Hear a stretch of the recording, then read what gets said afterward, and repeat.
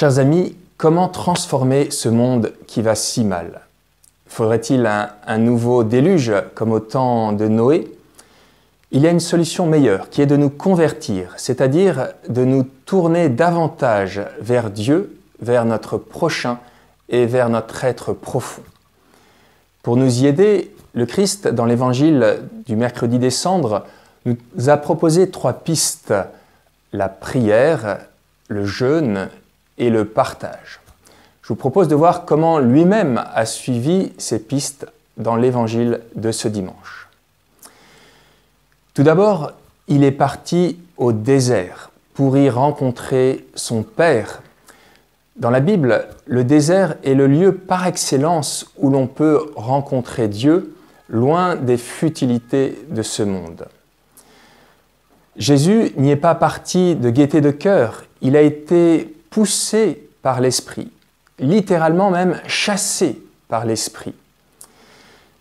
Ce n'est pas toujours facile de s'abstraire des réalités du monde et nous avons besoin de la force de l'Esprit pour y parvenir. Mais Jésus venait de recevoir le baptême et d'entendre la voix du Père qui lui disait « Tu es mon Fils bien-aimé, en toi j'ai mis toute ma joie ». Et c'est avec cette force qu'il est parti au désert. Tout au long de son ministère, Jésus va prendre des temps de prière, s'abstraire de l'agitation du monde pour retrouver son Père, comme à l'issue de la première journée à Capharnaüm, où alors que tout le monde le cherche, il est parti le retrouver. Nous aussi, nous devons apprendre à découvrir dans nos existences des lieux de désert. Nous devons trouver des temps pour nous abstraire de nos occupations. Deuxième étape, le jeûne. Jésus passe 40 jours au désert en se privant de nourriture et saint Marc nous dit qu'il a été tenté non pas seulement à l'issue de ces 40 jours, mais tout au long de son séjour. Une manière de signifier que Jésus a été tenté par Satan tout au long de son ministère. Jeûner implique un combat. Et le Christ a remporté ce combat, contrairement aux Hébreux qui, pendant 40 ans dans le désert, sont tombés maintes fois face aux tentations.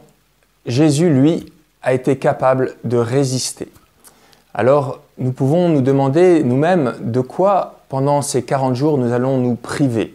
L'important est de se priver avant tout de notre volonté propre. Jésus, lorsqu'il a été à Gethsémani, a été fortement tenté à nouveau. Mais il a dit à son Père, non pas ma volonté, que ta volonté soit faite. Le jeûne qui plaît à Dieu, c'est celui-là, que nous laissions l'Esprit nous indiquer la route à suivre. Notons que saint Marc écrit « Jésus vivait parmi les bêtes sauvages et les anges le servaient ». Une façon de rappeler le décor idyllique qu'avait peint le prophète Isaïe avec le loup et l'agneau qui vivraient ensemble. En vainquant les tentations, Jésus rétablit l'harmonie de la création. Et nous aussi, lorsque nous résistons à Satan, nous retrouvons ou nous trouvons l'harmonie intérieure. Troisième étape, Jésus, après être parti au désert pour prier et après avoir résisté à Satan en jeûnant, va partir annoncer la bonne nouvelle de Dieu. Notre monde a tant besoin de cette bonne nouvelle. Notre salut, c'est Dieu lui-même.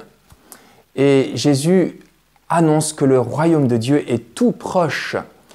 Oui, le monde pourrait véritablement être transformé. Il suffirait de peu, il suffirait de notre conversion pour que cela puisse arriver. Et c'est pourquoi Jésus invite à cette conversion. Convertissez-vous et croyez à la bonne nouvelle. Alors là aussi, nous pouvons nous demander pendant ce carême, à qui allons-nous témoigner de la bonne nouvelle? À qui allons-nous la partager, en plus de nos biens matériels? Pour finir, frères et sœurs, nous pouvons réaliser que ces 3 pistes que Jésus a empruntées ne forment qu'un seul chemin. La prière, le jeûne et le partage nous permettent de réaliser ce que Dieu nous demande, aimer Dieu de tout notre cœur et aimer notre prochain comme nous-mêmes. Et Jésus a bien souligné que ces 2 commandements n'en font qu'un. Ainsi, frères et sœurs, si nous voulons transformer ce monde qui va si mal, convertissons-nous. Suivons Jésus au désert pour y prier avec lui le Père. Jeûnons en résistant à Satan et partageons avec nos frères et sœurs le trésor de l'Évangile.